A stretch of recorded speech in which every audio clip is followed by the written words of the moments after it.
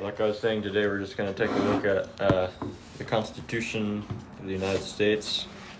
I've got this website here that doesn't only go over the actual words of the Constitution, but it has some side notes as it goes through the articles of the Constitution as well, that point at some of the clauses that were affected by later amendments, which I think is kind of cool and helpful for us to better understand the importance of the Constitution even today and throughout history.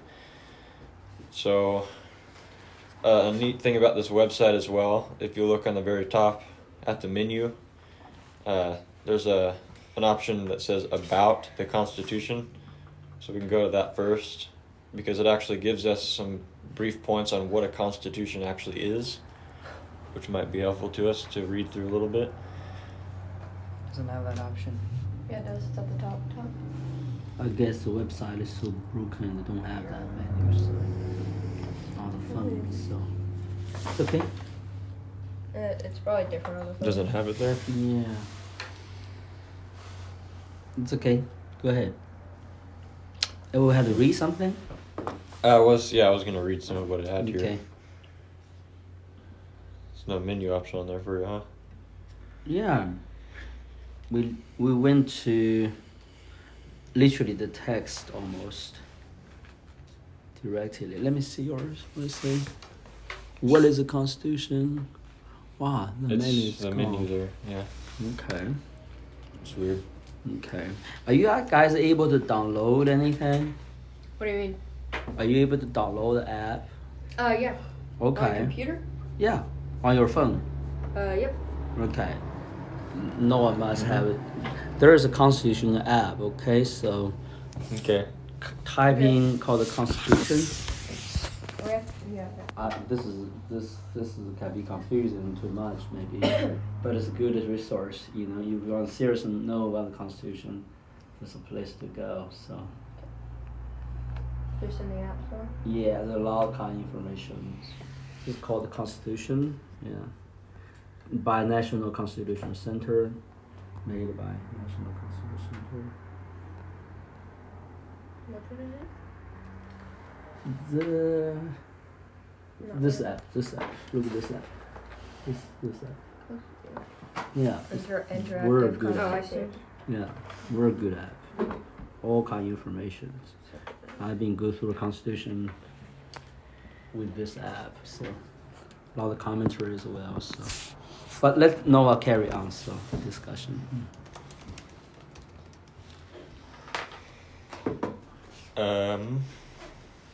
Yeah, they have a website too, so Yeah. yeah, you guys can be on the app or the website. Let's take a look at this. Do It does. Whatever. a lot of reading. Take a year to finish reading. Joking. The Constitution is not that long. Not text. Go ahead. Okay, so you guys can go to that, and I'll just... Is that the same thing? Is it the same thing as this? No, different thing. Yeah, that there is called the Interactive Constitution, so you can... Are we doing it on that or this?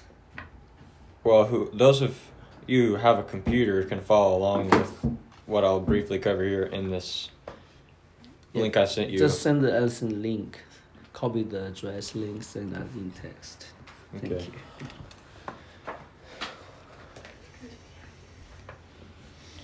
There you go. There you go. What is Constitution? Sorry, really popular websites will usually have annoying ads, so Yeah, I can yeah, just yeah. ignore those. Okay, so we can just read through this a little bit and have some discussion over points we want to discuss. So this here starts with the definition of a constitution. And it says here, the word constitution comes from the Latin word constitutio. It is a collection of foundational principles or precedents that make up or constitute the legal basis of an organization or government by determining how that entity will be governed. So let's see. I'll expound on that meaning a little bit here. Definitions usually are really compact like that because it tries to comprehensively cover the meaning of a fairly profound word like constitution. So this will simplify a little bit for us.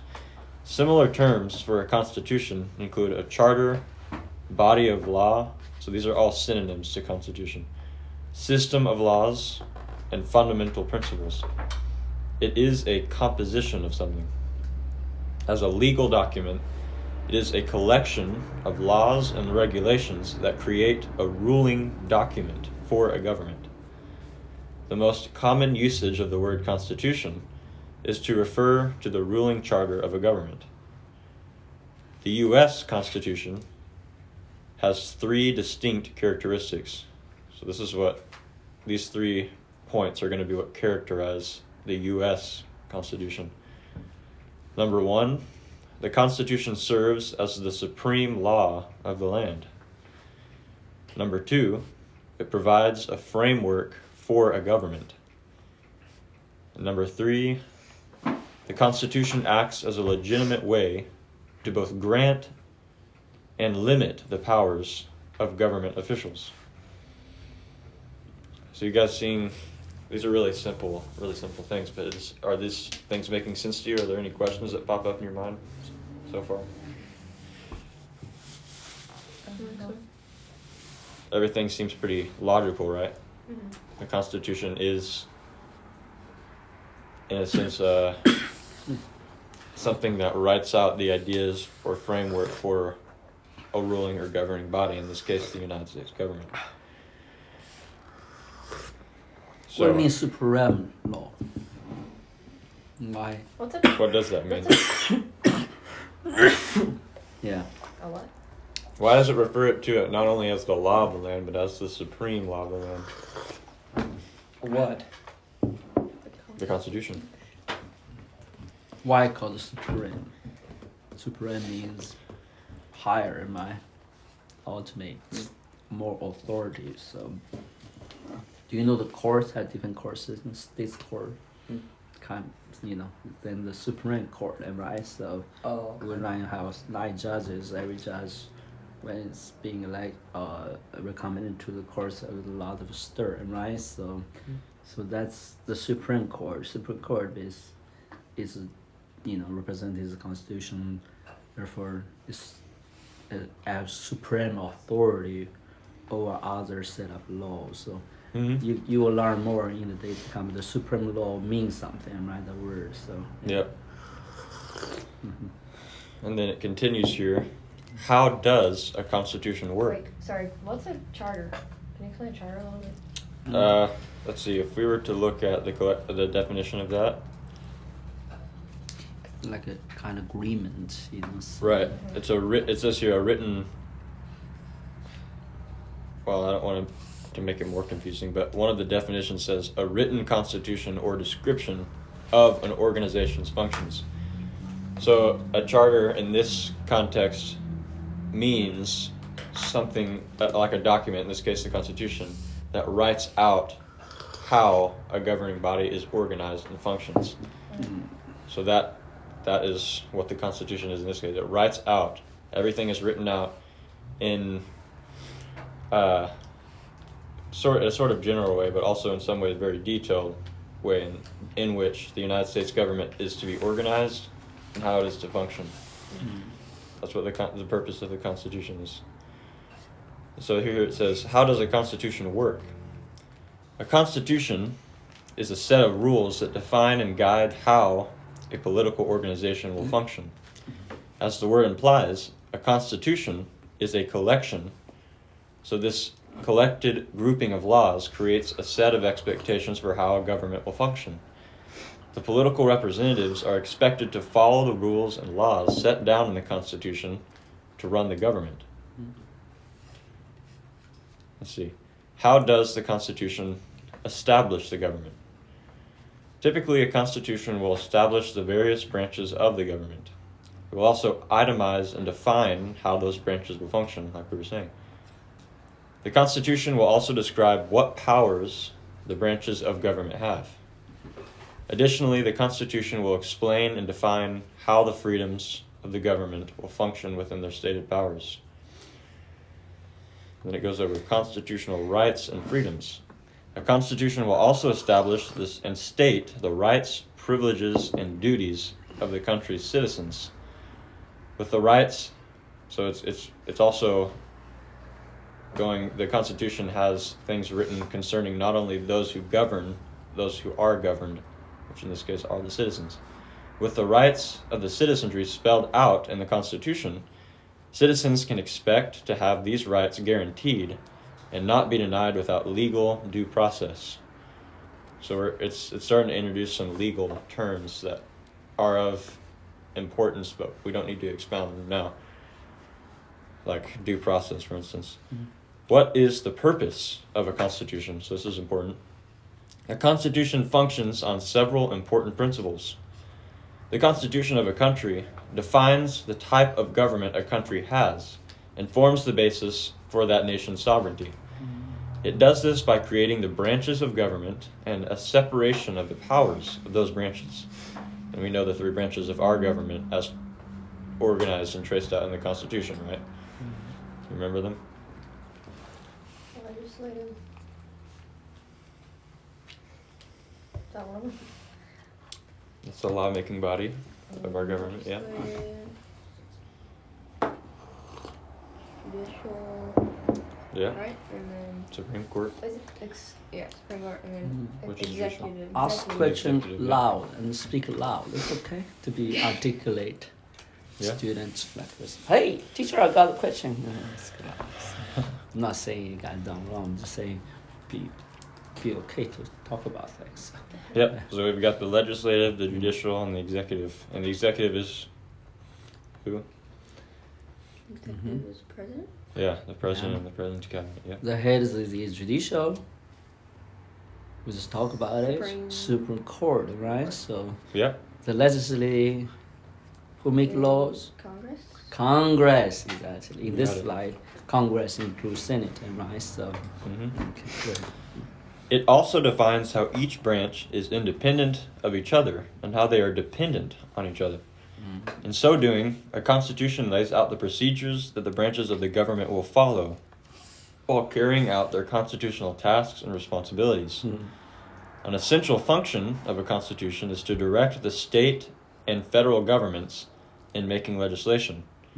It does this by laying out procedures for the roles of legislation, administration, and the execution of the mechanics of government. A constitution provides for a system of judicial review to ensure the constitutionality of legislation. But an interesting thing... What is judicial review? Just give brief introduction. Again, it's a legal word, and with a legal connotation. So with judicial relating to legal affairs. Review is just like, okay, let's look at that as properly carried out, properly done, not. Right. So the Supreme Court eventually learned the position in American history to review all the laws that are passed by Congress, whether they're constitutional or not. So. And interestingly enough, that does happen to be one of the most widely used and perhaps the most powerful powers of the Supreme Court. And the interesting thing about it too is it wasn't actually mentioned as a power in the Constitution. Yes. But the Supreme Court kind of granted itself that power early on in U.S. history. That's right. So let's keep going. Here we go. Checks and balances of the Constitution. If we end up going more into government and the Constitution and things, checks and balances you'll see as a very important but also very easy to understand concept in government. It might give us a little bit of a explanation here. Finally, a constitution acts as a check against the misuse of power by providing for accountability of the government and the representatives working in the government to the citizens of the country. So let's see here. Importance of a constitution. Arguably, the most important function of a constitution is to provide for a set of fundamental rights to the country's citizens. Wow. Interesting. So safeguard rights, am I right? The safeguard of these fundamental rights is ensured by listing those rights and the checks and balances of the governmental structure and the separation of powers that protect those rights. Remember those days we talked about the Boston, we recently learned the Boston one, the Boston tea thing Tea like party, that. yeah. The British soldier comes in, so said, hey, we want your horse, we want to, stay here, so you guys get out here, man. So, Remember that was a part of the Intolerable Acts? Yeah. After that?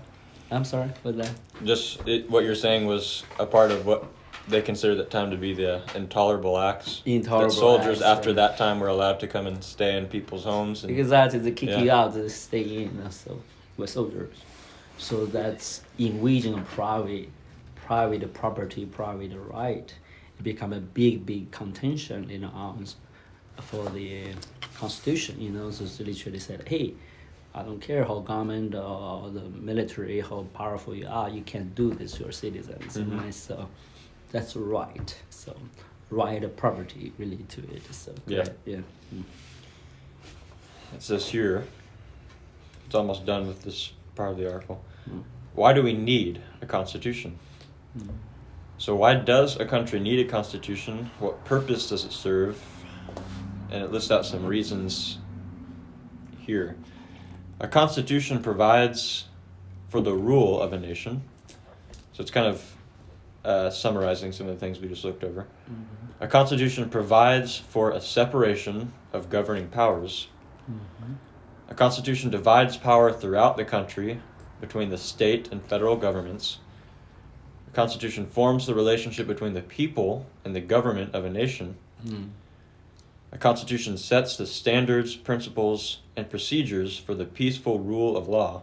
Mm. The Constitution provides for the rights of the citizens living within the country. And finally, a Constitution allows for diverse groups of people to live peacefully together. Mm. So those are important aspects of, I wouldn't even say just a constitution, but our constitution specifically that are worthy to note down even. Mm. So in this slide, the peace there implied is not how you feel about things, right? It's rather a neighborhood or people live together in harmony. Making sense Right. to you? Yeah. Different kind of understanding peace is. So. What alternatives are there to a constitution? Mm. There are types of national governments that are not based on a constitution. Any country that allows unlimited power to the national rulers or little control over those in authority would be a non-constitutional government. A non-constitutional government. In general, a nation ruled by hereditary monarchs, so hereditary is referring to people that basically give their authority to basically members of their own family, those below them, Yeah. like their son. Yeah, like a Stuart Yeah, British rule. like in the British Yeah. Kingdom, yeah. A nation ruled by hereditary monarchs or dictators, you guys know those words, is considered a non-constitutional country. What in your mind, the dictator in history, in last century, what kind of dictator you have in your mind? Hitler. Ah, there you go. The number one dictator, right? So, Yeah. you go ahead. In this situation, the person in power is the basis for the law of the land. A constitutional government is not formed through voter consent and cannot be removed through legal means. So in contrast, a constitution does provide the ability for citizens to have an impact in government through things, like it mentions here, voter consent and legal means. The Constitution of the United States. The U.S. Constitution, so now we're moving from a general perspective of what a constitution is and narrowing in on our Constitution. The U.S. Constitution is the basis for the creation of the United States of America. It is at the same time the basis for the government that rules and runs the United States. The Constitution provides certain rights for citizens of the United States by defining those rights and the law based around those rights. The U.S. Constitution provides for a separation of powers with a set of checks and balances within the three branches of government. And those branches, of course, as we mentioned, are here, the legislative, executive, and judicial branch. The Constitution specifies that the legislative branch makes the laws to run the country. The executive branch has the authority to execute or put into action those laws, not kill them, because I know that's what constitutional execute in this don't have the sense, put into effect. Yeah. And the judicial branch interprets the laws to make sure they conform to the dictates of the Constitution. So the Supreme Court, as we just mentioned, uses the Constitution as the supreme standard for all laws that are put forth by the legislative branch. That's good. And that's actions taken by the executive branch. That's right. The United States was the first nation in the world to create a constitution. That's important. It is very important, yeah. No one has done it. Where are we? We're near the bottom of the arc. I know.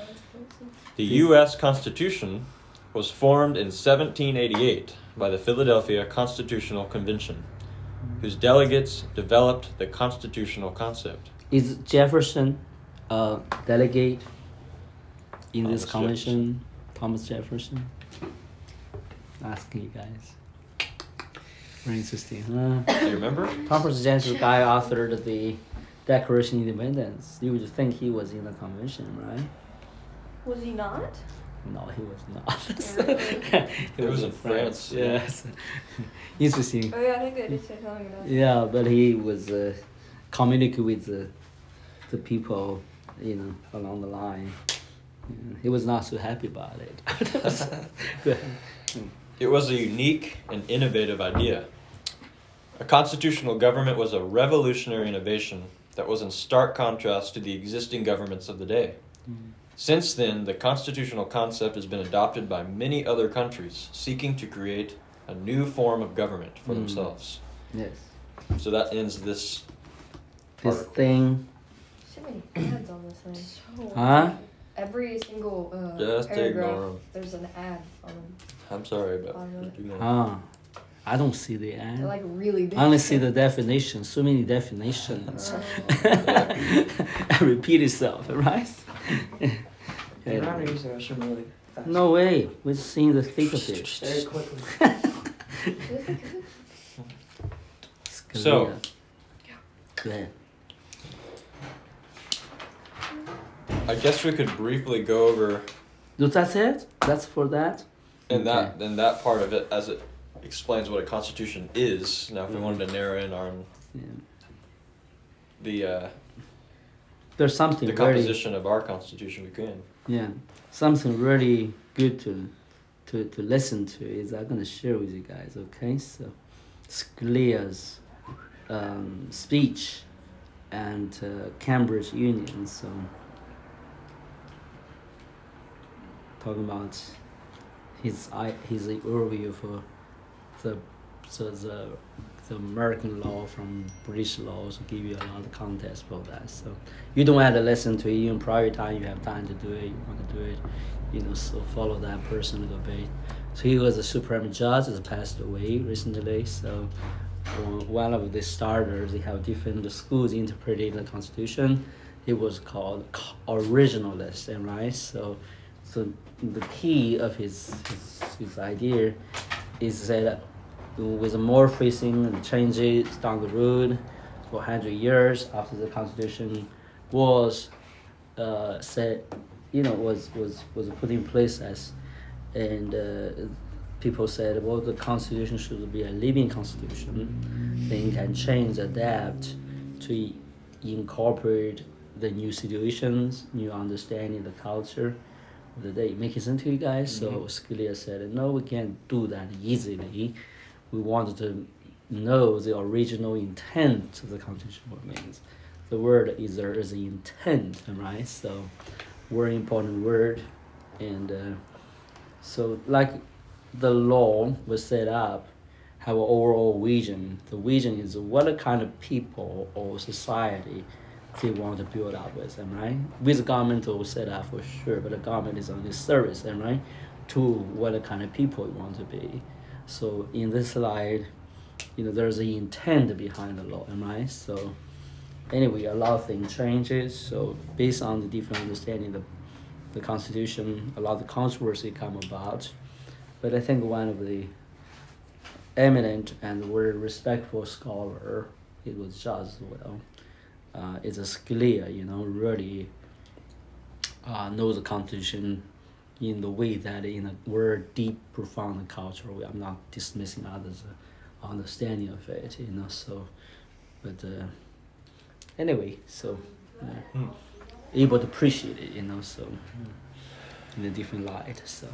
Interesting. No, you go ahead, yeah. Do you have more to add on to this? Yeah, I think we might, if we can, briefly go over in a general way, the composition of the Constitution, just to see how it was organized in the various articles that it includes.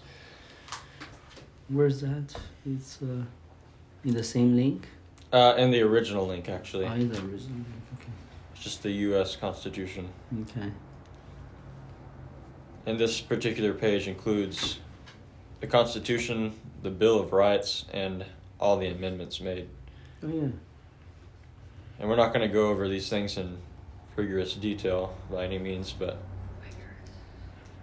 Yeah, we need to read it together.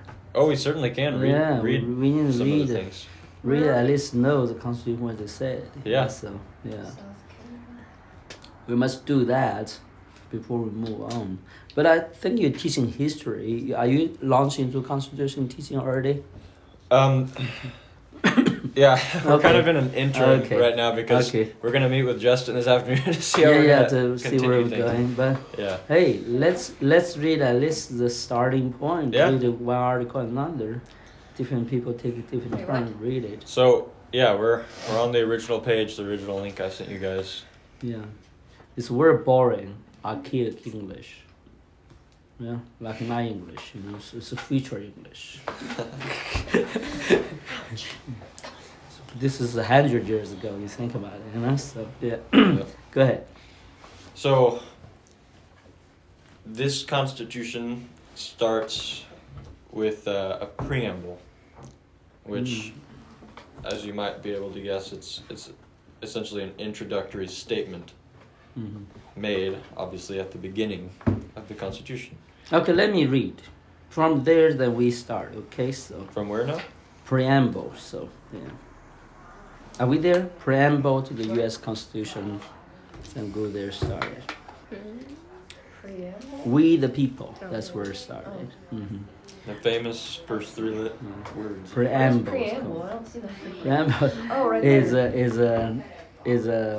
I think a term describing who is addressing whom, stuff like that. So yeah. I'm not so sure. Okay, so like Pauline letters, they have said Paul an apostle, Jesus Christ addressing to whom, stuff like that. So yeah. So like an official letter, you always have a audience, and you want to define that audience where things apply to. So making sense, especially the law. So okay, we the people of the United States. So who is addressing?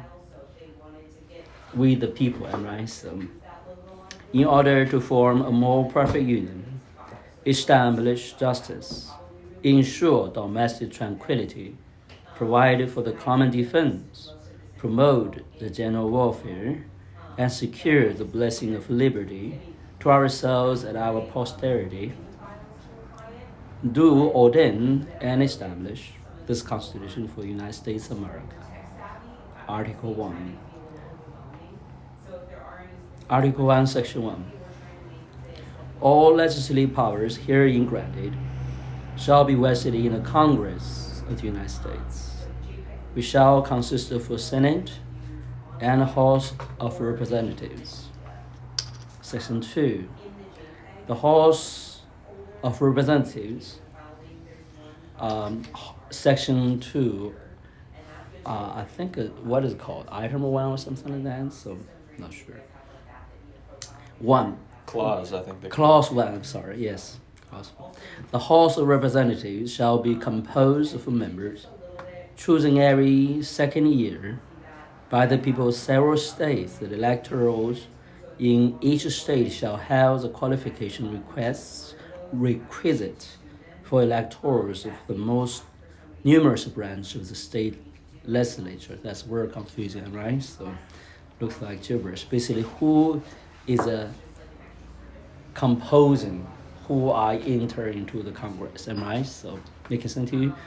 How the, who is a congressman, basically, So, okay, second, no person shall be a representative who shall not have attained to the age of 25 years and being 7 years a citizen of the United States, and who shall not, when elected, be an inhabitant of the states in which he shall be chosen. What that means he held to be elected to the state he resides in, right? So a congressman, living in York cannot be a a person living in York cannot be a congressman in California, right? So you can listen to you. So okay. 3. Representatives and direct taxes shall be apportioned among the several states which may be included within this union according to the respective numbers, which shall be determined by adding to the whole number of free persons, including those bound to service for the term of years, as excluding Indians not taxed, 3/5 of all other persons. That's basically another word for slaves those days, right? So this was major contention and compromise through the convention about the whole each state should pay taxes. So an interesting note here, as it includes in the article, it says that that particular clause that Emmanuel just read, which is Article 1, Section 2, Clause 3, it relating to the mode of apportionment of representatives among the several states has been affected by what's known as the 14th Amendment in Section 2. So you see that the cool thing about this article is later on when amendments were made to the Constitution, which we may talk about later, that particular clause was affected. So its impact and its effects are different now. Yeah. Following the amendment. Yeah, or there's no slave anymore, Yeah, so, exactly. The actual enumeration, anybody know the word enumeration means? Number, am I? Number is enumerate, emancipate, enabling, so en means to do something, okay, so activate something. Enumeration means to count something, okay, and list a count, so enumerate, to list it out, to make it clear. Listing out something one by one, like it's even doing here. Yes. Like different clauses. Yes.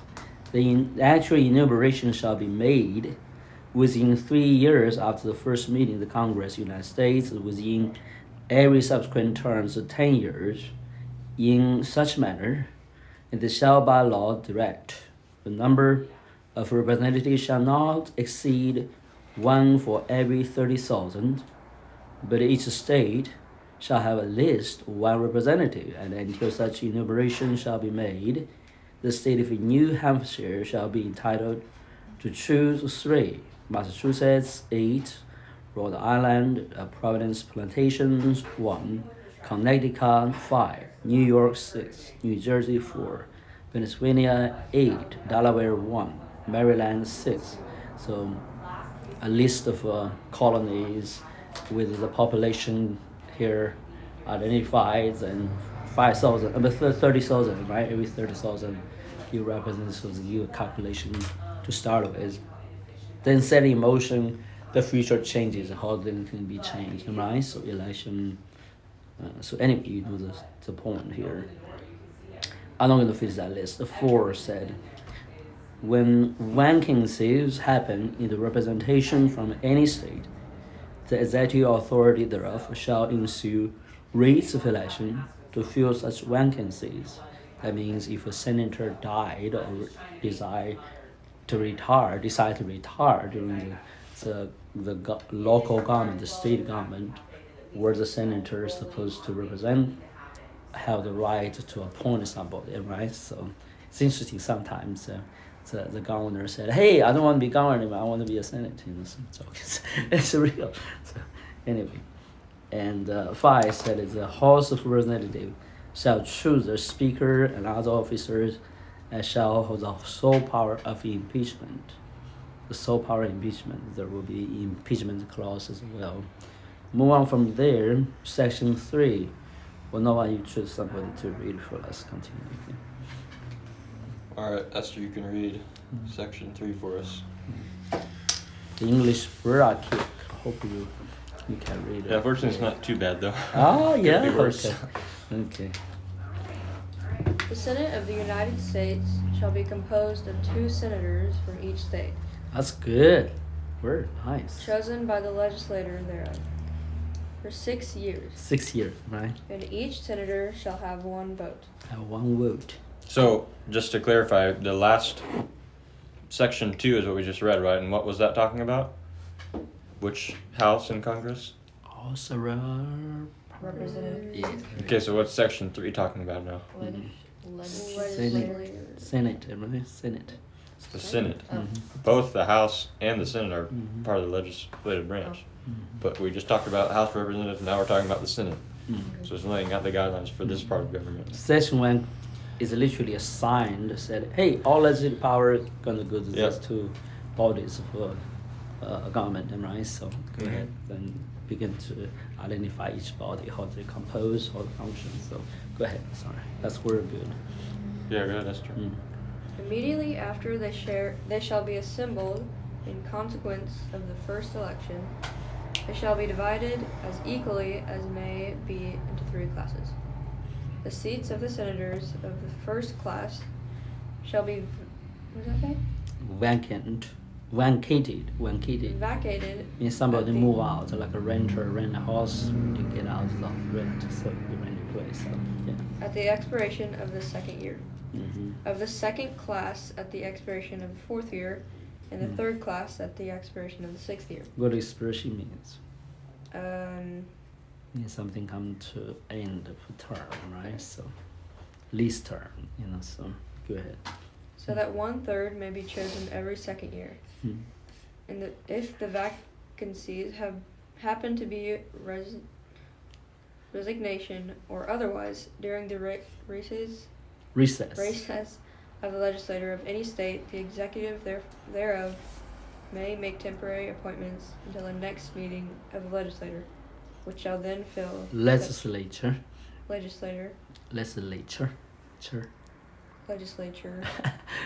Later is a person, later is a body of persons who do legislation. So, okay. Shall fill such vacancies. Here, what it means, Noah, can you give a interpretation of the way, because of complicated English here, so. So you're talking about the bolded section? Yeah, the vacancy, how to fill vacancy there. So when it refers to the executive, capital E, who do you think they're talking about? If the president makes up the executive branch, then who's the executive? President. Right. He is the executive. Yeah. The governor, right, is the executive of the state. The governor appoints somebody beside. Right. So, So he has the right, as established in the Constitution, to appoint people to fill those vacancies until. Are you guys interested in Constitution? Not really. It's boring topic for now. So. But you will when you start a vote. Good. Yeah, it's essentially saying that if there are times in which these vacancies in the Senate, just like as it mentioned the House of Representatives, if there are those vacancies, those blank spots where people need to be filled, the president has the right to appoint people temporarily to fill in those positions until next time there's until the next meeting of the legislature in which people are voted in. Exactly. Because obviously you guys know what representatives are. You guys know the basic fact that people both in the House and the Senate are voted in by citizens of their own state. You guys know that, right? Yeah. It's voting. We don't just vote for the president. We vote for people in the legislative branch too. There you go. So we have people from Washington State. There's 2 senators from Washington, and I don't know how many people in the House representatives we have from our state, but there are specific. There was a very interesting lady. Her name is Murray, I think. She's right on very important in the Senate, for the Democratic Party. But she started with being a teacher, right? So interesting, huh? A school teacher. We have 98 people Ah. in the House of Representatives for Washington State. Almost 100. Oh, how many Senate? 2, right? 2, yeah, every state has 2. Senates, yeah. 57 of those people are Democratic. Mhm. 41 of them are Republican from our state currently. Yeah, pretty tough. A bit of a majority there. Yeah. All right, I don't know. Esther, I think you're on clause 3 there if we want to continue, I guess. No person shall be a senator who shall not have attained to the age of 30 years, and been 9 years a citizen of the United States, and who shall not, when elected, be an inhabitant of the state for which he shall be chosen. Mm. The Vice President of the United States shall be President of the Senate, but shall have no vote unless they be equally divided. So you guys see that's kind of interesting. You guys know the vice president, right? Do you guys remember who the vice president was? The last Or one? the last or one? current one? For which For president? Trump. His name's Yeah, Mike Pence. Pence. Now, the news making sense, right? And today we have the Because first female conflicts. vice president, Kamala Harris. There you go. And right here I mentioned that because an important interaction between these two branches of government, the legislative and the executive, is the vice president. The vice president, who now is Kamala Harris, she happens to be, whoever is vice president, happens to be the president of the Senate. So this person presides She's the over first the female? Senate. First female Vice President. vice president. There's never been a female president. As yet. But has there been a female vice president? No, she's the first. That's what I'm telling you. Try to study hard on this now, man. You have a future for you.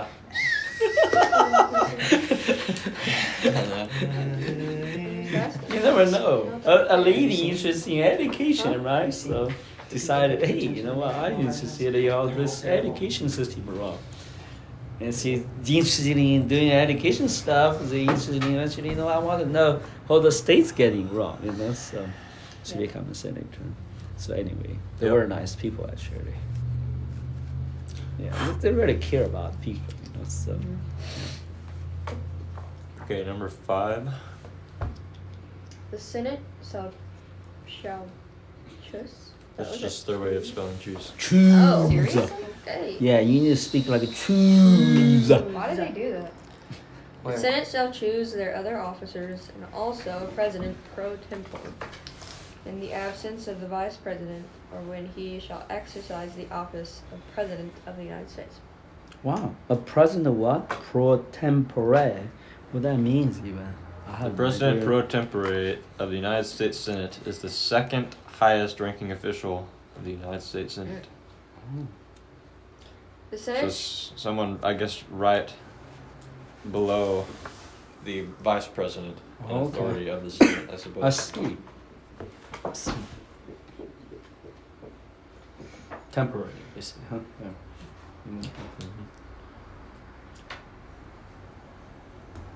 We Okay. don't actually know a lot about the Constitution, okay? So we still I don't know study anything. with you. So. So, like, in the case that, because you guys also know that if the president, for some reason, wasn't able to function as the president for a certain amount of time, who would take his position? the vice president. Yes, but who would take the vice president's position as If the it's a president Senate. of the Senate? Yeah. Somebody. It would be this guy, somebody. the president pro So they tempore. have to have Temporary. 3 backups or 2 backups? Temporary. They always have backups. No, Well, some movie actually play like that. President taking out or something, right? Being. They have someone to back up the Politics. vice president when the vice president has to function as the president. Yeah. And Oh, right. this guy is the president pro tempore. So Yeah. they have a backup for him to preside over the Senate as the There you president go. of the Senate. You know the Ah, famous. yeah. Teddy bear, right? This teddy bear is after Teddy Roosevelt. President kind of. It's from Theodore Roosevelt. T.R. Roosevelt. Okay. T.R. was a vice president when he was elected, 30-some years old. The president called McKinley. McKinley was assassinated. So he quickly become a president now, unexpectedly.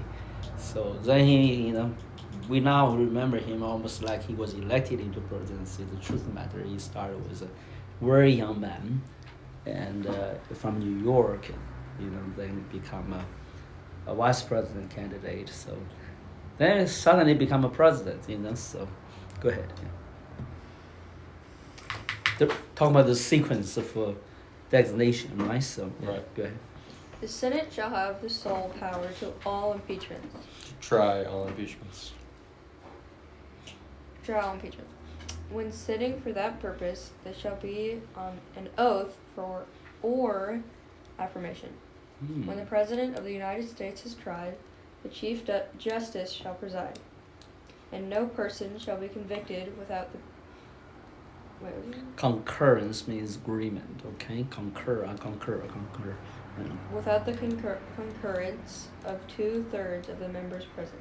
Oh, that's seldom happened, but we did happen recent years, Really? right? So, yeah, Remember they tried to impeach Trump, exactly. but he wasn't impeached Yeah. because they weren't able to get to two. They weren't able to get 2/3 of the Senate to agree on the Yeah, impeachment. it was a show. Because there happened to be a Republican majority. Yeah. in the Senate. Only happened once, I guess. President Johnson was I don't remember Andrew those. Johnson. Huh? Andrew Johnson Yeah. was impeached almost. So you guys have a rich life. Yeah, because you have a rich experience. Yep. I mean, it's upsetting. You want to see that happen, but you got all kinds of things, So. Yep. Okay, finish 7. Judgment in cases of impeachment shall not extend further than to removal from office, and disqualification to hold and enjoy any office of honor, trust or profit under the United States. But the party convicted shall nevertheless be liable and subject to Indictment. indictment, That's where a strange word for sure. Yeah. So indictment. trial, judgment, and punishment according to law. Indictment means accuse somebody being, against the law, basically, so criminal. So Yeah. you're indicted, officially accused as violating the law. So indictment to bring to the court to say, hey, you're guilty about the crime. So. She finally got herself a charger. She doesn't have to use mine anymore. Nice. I should give you one. Oh, yours doesn't work for Yeah. mine. Yeah, different. Yeah, That's it's why. different. Yeah. Old school. Okay. Finally, Finally. so you survived. Whose name is? Our computers Oh. kept dying because we had to share. Let's see. You guys are poor people, man. Finally. I can help you a little bit. You didn't know. So. I have 3 chargers. Three. One in my bed, the other in my bag, the other in my office. Oh, So I don't need to have to pull it out all the time, go to the hustles. Well, I'm gonna get like 5. Yeah, you can do that. So, your largest mind, your largest mind is absolutely not in Constitution. It's in the beautiful weather outside, very beautiful sunshine. Yeah. My mind right now, go to the lunch. I'm gonna prepare for it. Oh, I don't really know that. What are you gonna get for us? Oh, that's a good point. I can buy some lunch for you Okay, guys. we My have turn, some here. maybe. Okay. Don't worry about it. On condition, Elaine didn't prepare the good meal for me. I said, it's terrible meal, then I'm gonna do that. Joking. Well, next time, remember, bring nothing. I'll treat you guys. Okay. How about that? Huh? Sounds good. Okay. Okay. You guys are good students. This is very difficult, archaic English. And, Really interesting though. We're born Cool topic. stuff. Huh? For Noah, it's very interesting topic. I think for somebody, Well, like an confusing. artist, like a creative person, it's very deep boring. I can't understand that. But we gotta learn, eh?